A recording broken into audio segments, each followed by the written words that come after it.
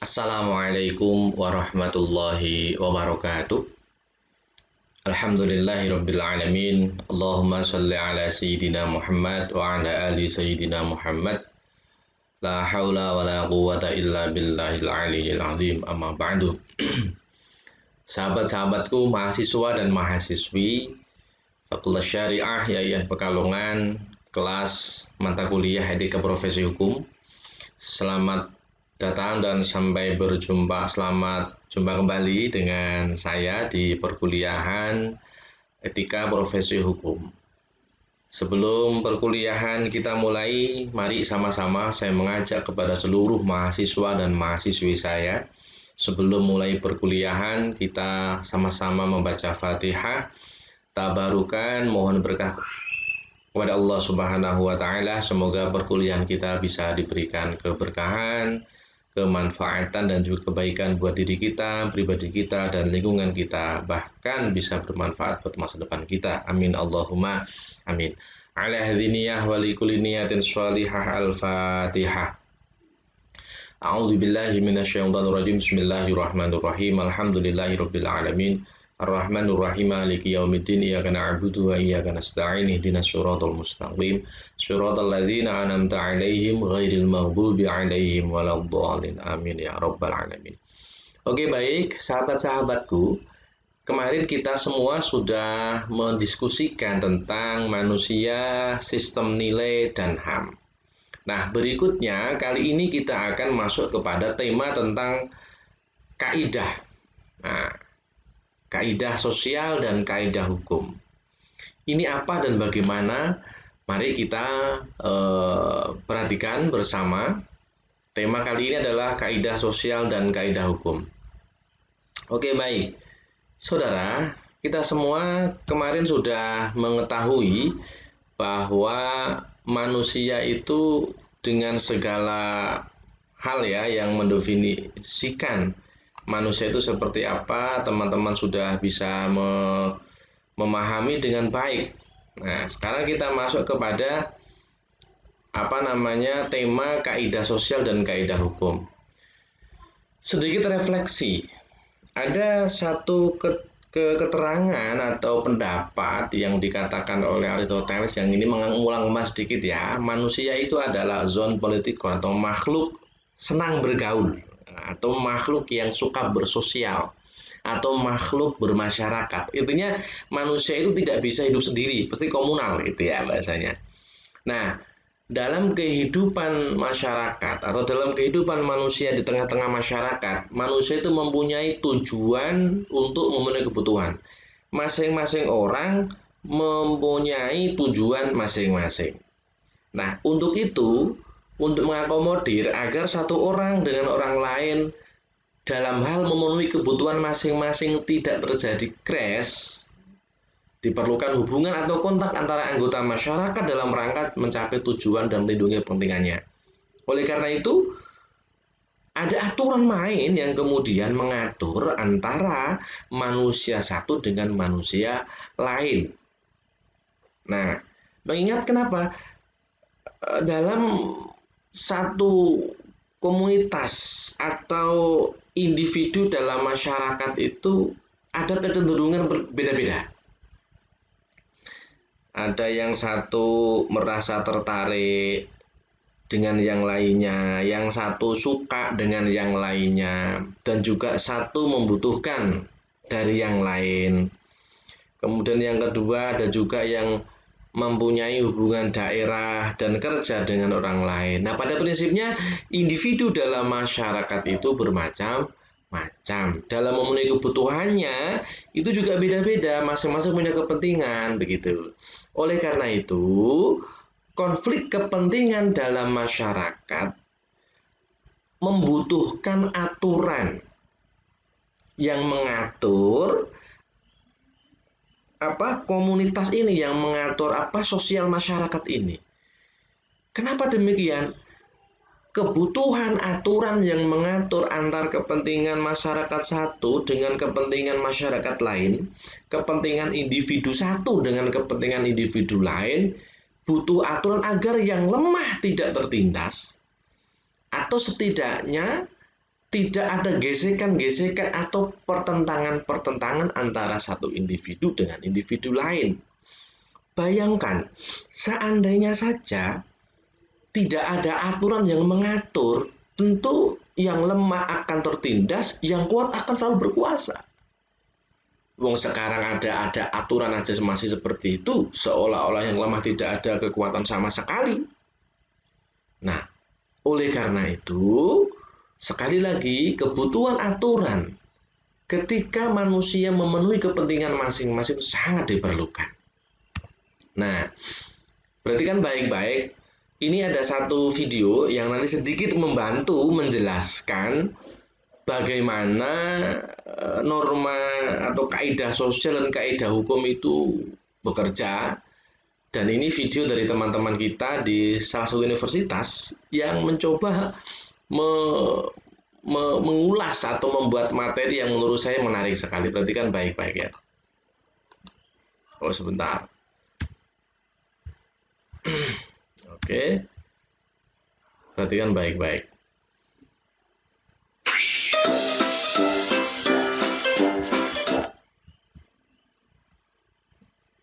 Sebentar ya. Ini agak gangguan sebentar. Nah, dari video ini harapan Pak Ali, teman-teman bisa memahami lebih jauh tentang apa itu kaidah sosial dan kaidah hukum yang nantinya akan sangat berguna sekali ke depannya. Oke, baik, sebentar, mohon maaf. Ini agak terjadi kesalahan ya. Oke, baik. Kita mulai lagi, saudara. Perhatikan dengan baik. Video ini akan memberikan informasi kepada kita tentang apa itu kaidah sosial dan kaidah hukum. Perhatikan dengan baik-baik ya.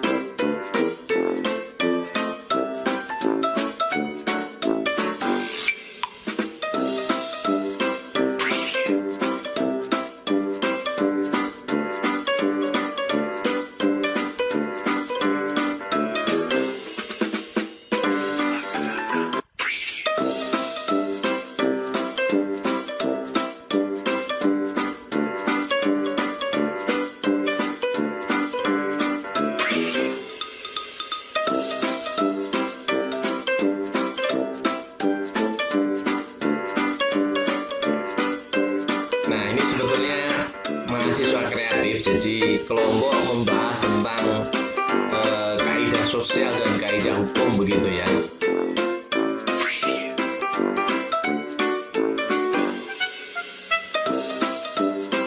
Tapi ini mata kuliahnya sosiologi hukum itu ya. Coba kalau masing-masing kelompok di kita membuat seperti ini kan luar biasa itu ya. Perhatikan dengan baik-baik, masih berlanjut ini ya. Kurang lebih 2 menit ke depan. Pergaulan masyarakat diliputi oleh peraturan atau kaidah hidup yang mempengaruhi tingkah laku manusia di dalam masyarakat. Suatu kaidah ada untuk memberi petunjuk kepada manusia tentang perbuatan-perbuatan apa saja yang harus dijalankan dan yang harus dihindari. Jadi, dapat dikatakan bahwa kaidah adalah pedoman untuk berperilaku, bersikap, dan bertindak dalam hidup. Meskipun terdapat perbedaan antara kaidah-kaidah sosial yang tertulis dan yang tidak tertulis di dalam sistem hukum Indonesia, tetap ada kesatuan di dalam kaidah-kaidah tersebut. Oleh karena itu, hukum dan kaidah sosial saling melengkapi satu dengan yang lainnya, di mana kaidah sosial mengatur kehidupan manusia dalam bermasyarakat yang tidak diatur di dalam hukum. Apa itu kaidah sosial? Kaidah sosial adalah ketentuan-ketentuan tentang baik buruk perilaku manusia di tengah pergaulan hidupnya yang mengatur tingkah laku manusia dalam bermasyarakat. Di dalam kaidah sosial, terdapat beberapa macam kaidah, antara lain kaidah susila, kaidah kesopanan, kaidah agama, dan kaidah hukum. Kaidah susila merupakan peraturan-peraturan hidup yang berasal dari hati nurani manusia yang menentukan perbuatan mana yang baik dan yang buruk berdasarkan bisikan suara hatinya. Contoh, jangan mencuri dan jangan berzina. Kaidah kesopanan adalah ketentuan-ketentuan hidup yang timbul dari pergaulan dalam masyarakat berdasarkan kepantasan, kebiasaan, dan kepatutan yang berlaku dalam masyarakat. Contoh, Oke, ada sedikit gangguan saya kira saudara.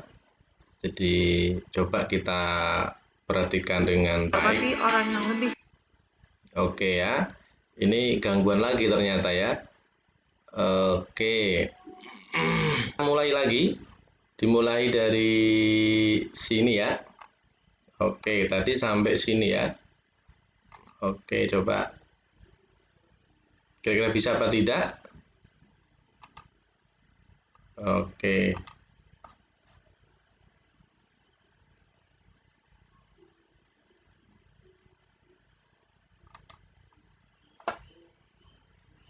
Oke, ternyata masih tidak bisa. Jadi langsung Pak Ali menjelaskan ya sedikit tentang apa itu yang tadi dibahas yang kita maksudkan dalam materi hari ini. Oke, baik. Sedikit penjelasan yang tadi Pak Ali sampaikan. Oke, baik, sahabat-sahabatku, karena tadi mengingat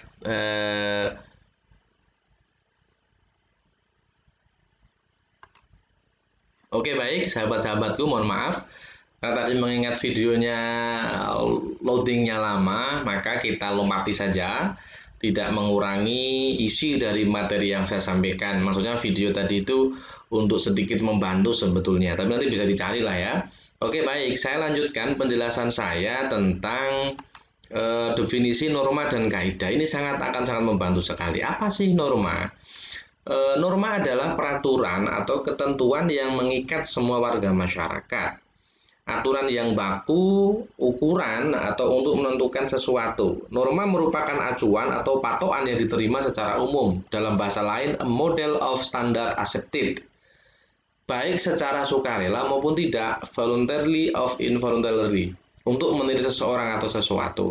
Saya bacakan dulu. Acuan benar salahnya suatu perbuatan. Norm is the standard for right or wrong behavior. Jadi norma itu adalah aturan yang mengikat dalam kehidupan atau bagi warga masyarakat. Bentuknya macam-macam ya. Bentuknya macam-macam. Ada norma hukum, ada norma susila, norma kesopanan, dan norma agama. Dan itu semua tujuannya adalah untuk mengatur dan mengikat warga masyarakat dalam menjalankan aktivitasnya dalam hal mereka memenuhi kepentingan-kepentingan yang tadi saya sampaikan di depan. Nah, kalau kaidah itu apa? Kaidah itu patokan atau ukuran pedoman untuk berperilaku atau aturan yang menjadi pedoman segala tingkah laku manusia dalam pergaulan hidup atau aturan yang menjamin terpeliharanya hak dan kewajiban masyarakat. Loh, Pak, kok seolah-olah sama Pak Ali antara norma dan kaidah? Perhatikan kotak yang paling bawah, saudaraku, di bawah. Ini yang Pak Ali kasih kotak di bawah. Norma dan kaidah secara definitif memang mempunyai makna atau arti yang hampir sama.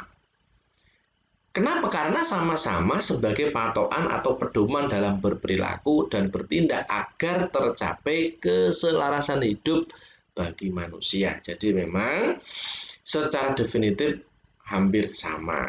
Artinya sama begitu. Lalu kita lihat nanti ya. Ini macam-macam norma, ada susila, agama, hukum, kesopanan yang tadi Pak Ali sebutkan.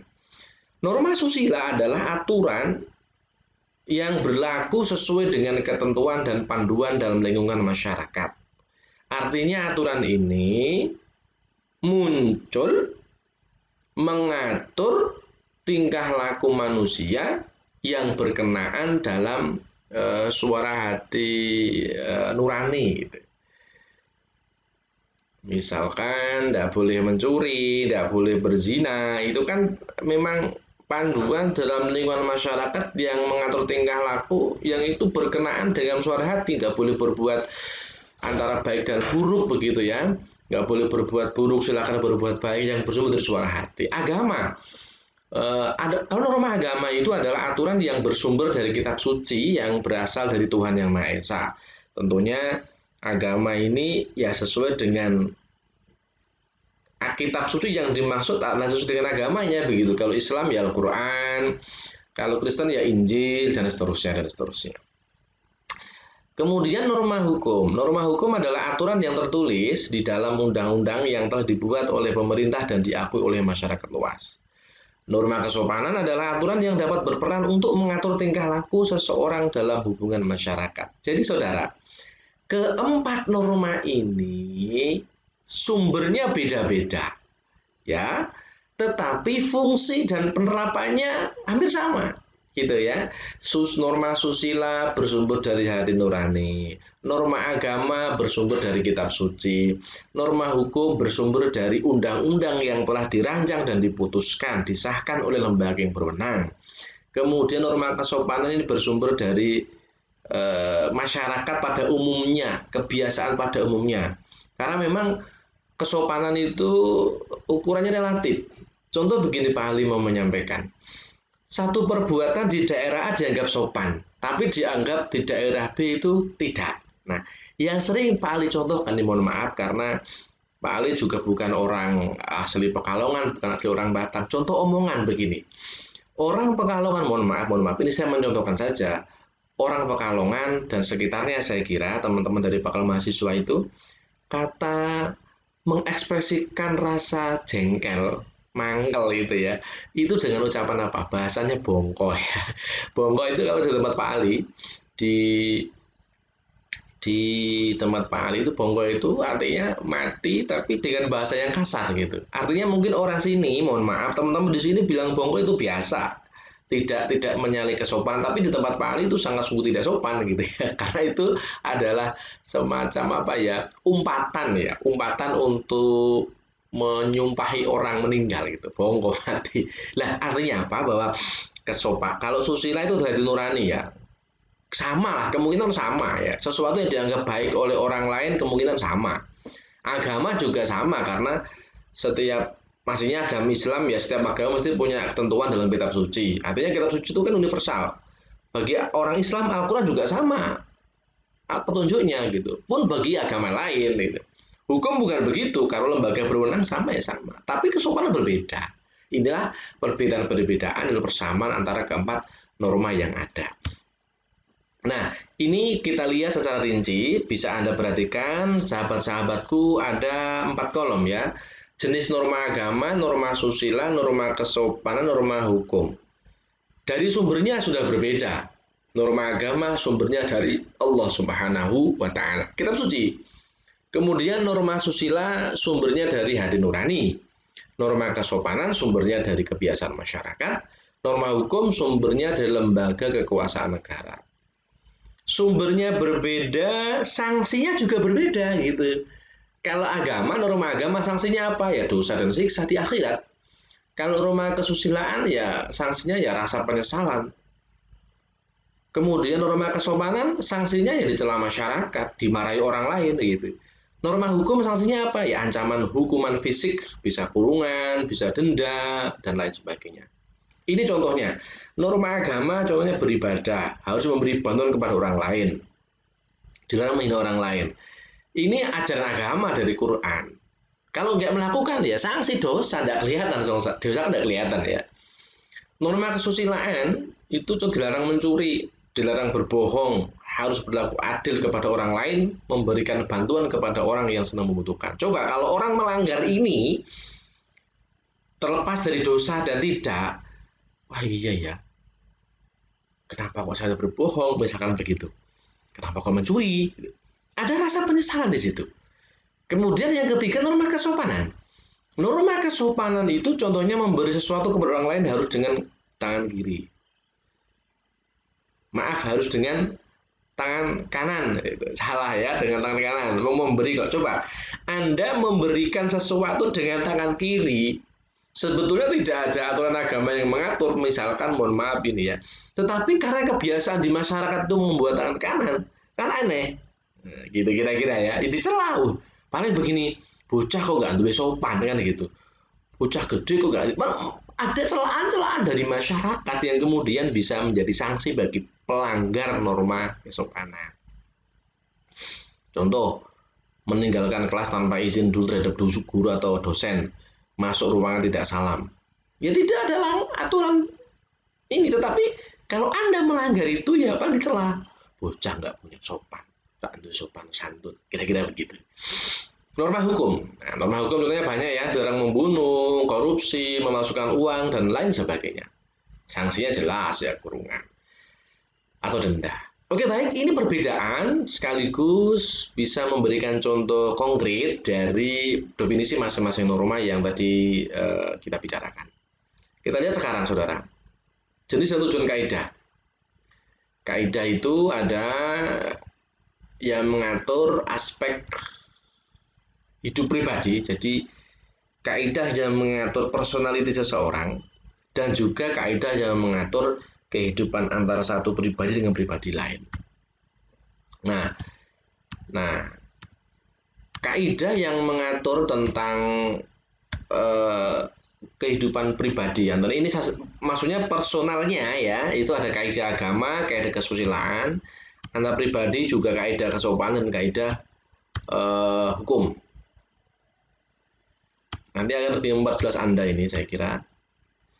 Yang pertama, kaidah yang mengatur tentang kepribadian atau diri kita, ini satu orang diri kita, tidak ada hubungan orang lain. Itu kaidah agama, kaidah kesopanan.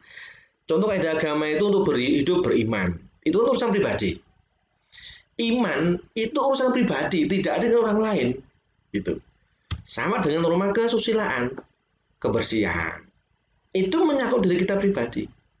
Tapi kalau kita melanggar ya akan penyesalan. Oke, kebersihan nurani. Sekarang aspek hidup yang mengatur antar pribadi dan pribadi orang lain. Contoh, ini kebaikan hidup bersama. Satu individu atau satu pribadi dengan pribadi lain. Oke, nah dua kaidah kesopanan, kaidah hukum ini mengatur aspek hidup antar satu pribadi dengan pribadi orang lain. Artinya, mau tidak mau, suka atau tidak suka, Anda semua dituntut untuk tertib di masyarakat. Anda semua dituntut harus berbuat baik kepada sesama dalam hidup rukun bersama. Artinya sekali lagi, yang dimaksud dengan kaidah aspek hidup pribadi ini terkait dengan pribadi satu orang, saya misalnya terkait dengan saya toh itu. Tapi kalau aspek hidup pribadi, antar pribadi, jadi antar satu dengan orang lain. Aspek hidup antar pribadi itu Anda dipaksa, dalam tanda kutip dipaksa untuk mengikuti dan memahami agar terjadi keharmonisan. Nah, kira-kira begitu ya. Nah, macam-macam kaidah. Ada tata kaidah dengan aspek kehidupan pribadi yang dibagi menjadi kaidah kepercayaan atau keagamaan dan kaidah kesusilaan. Yang kedua, tata kaidah dengan aspek kehidupan antar pribadi yang dibagi menjadi kaidah sopan santun atau adat dan kaidah hukum.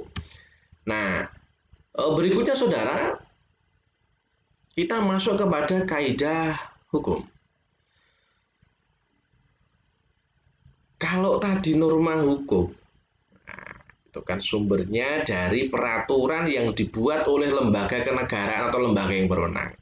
Kalau kaidah hukum, peraturan yang dibuat atau dipositifkan secara resmi oleh penguasa atau negara yang mengikat setiap orang dan berlakunya dapat dipaksakan oleh aparat masyarakat, ada polisi, ada Satpol PP, begitu.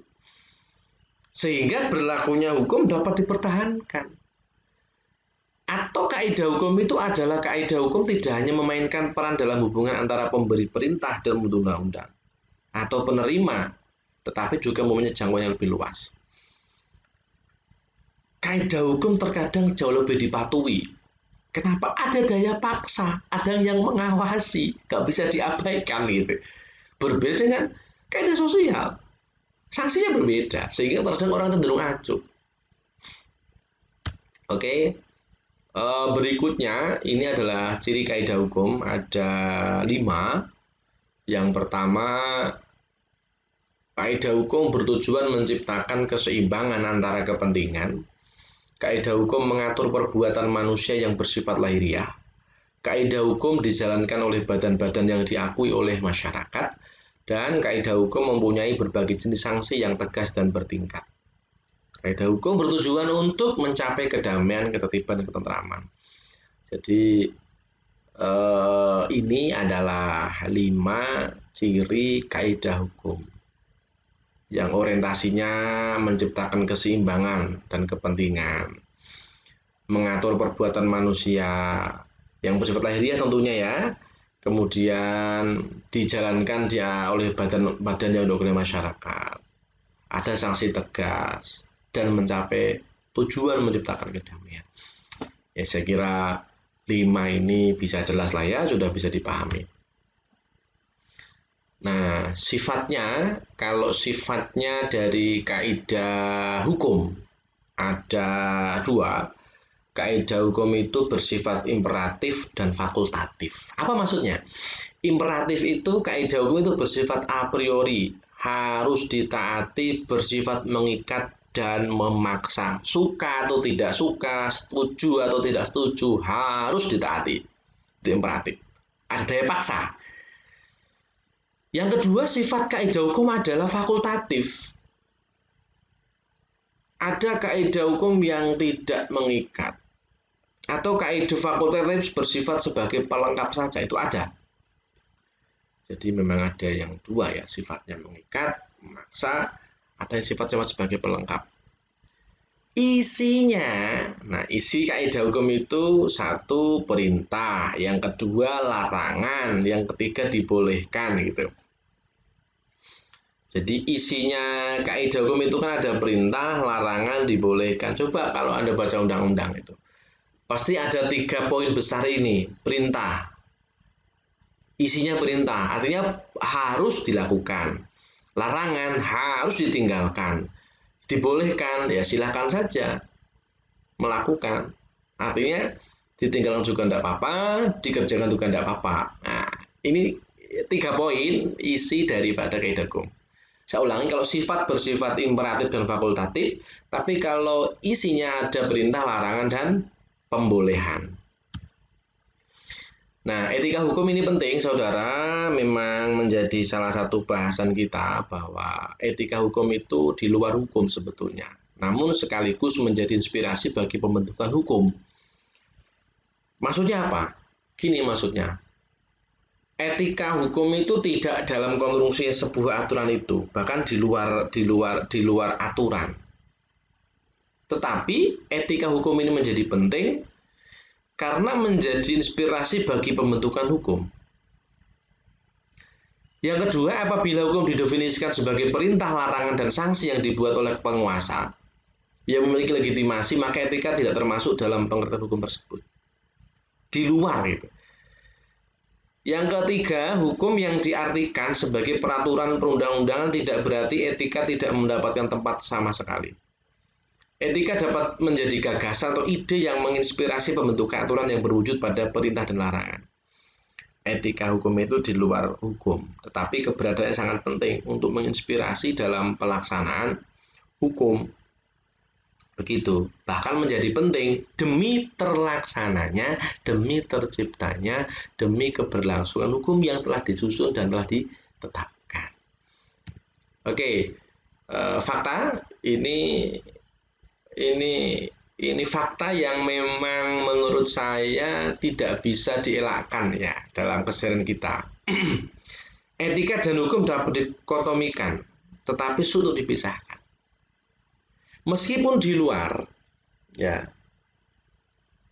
tapi nggak bisa dipisahkan.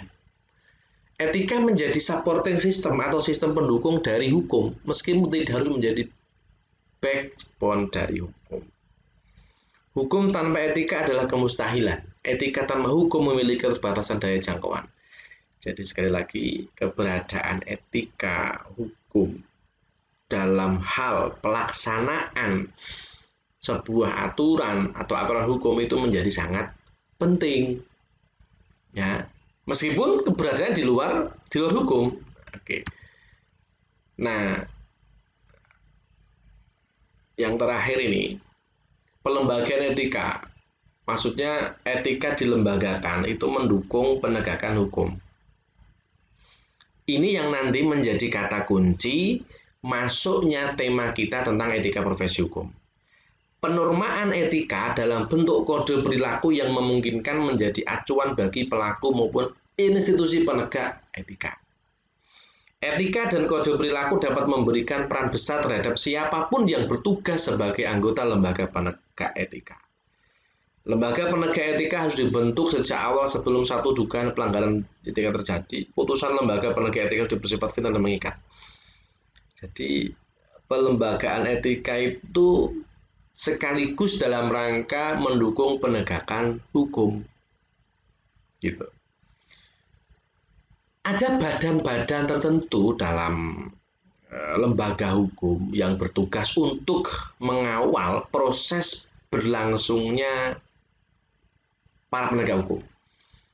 Lembaga penegak etik misalkan, lembaga kehormatan dewan misalkan. Tujuannya apa? Karena begini loh, meskipun etika hukum itu di luar hukum, tetapi keberadaannya sangat menunjang sekali dan sangat penting untuk mendukung penegakan hukum. Ya, agar para pelaku, agar para pengemban amanah dalam menyelesaikan perkara hukum itu bisa baik, bisa berjalan dengan sebagaimana mestinya. Oke, saudaraku, sahabat-sahabatku, jadi ini sedikit pengantar dan nanti sedikit pengantar diskusi di tema tentang norma atau kaidah sosial dan kaidah hukum di perkuliahan kita kali ini. Oke, baik, saya kira demikian. Mohon maaf atas segala kekurangan dan saya kira banyak hal yang memang perlu kita pahami bersama terkait dengan tema kita kali ini, tetapi setidaknya sedikit ini bisa memberikan pengertian, pemahaman kepada kita tentang kaidah sosial dan kaidah hukum. Ini menjadi penting karena nanti tema-tema berikutnya kita akan berbicara lebih jauh tentang etika dan profesi hukum. Oke, baik saudaraku, saya kira demikian. Terima kasih, mohon maaf. Wallahul muwaffiq ila aqwamit thoriq. Wassalamualaikum warahmatullahi wabarakatuh.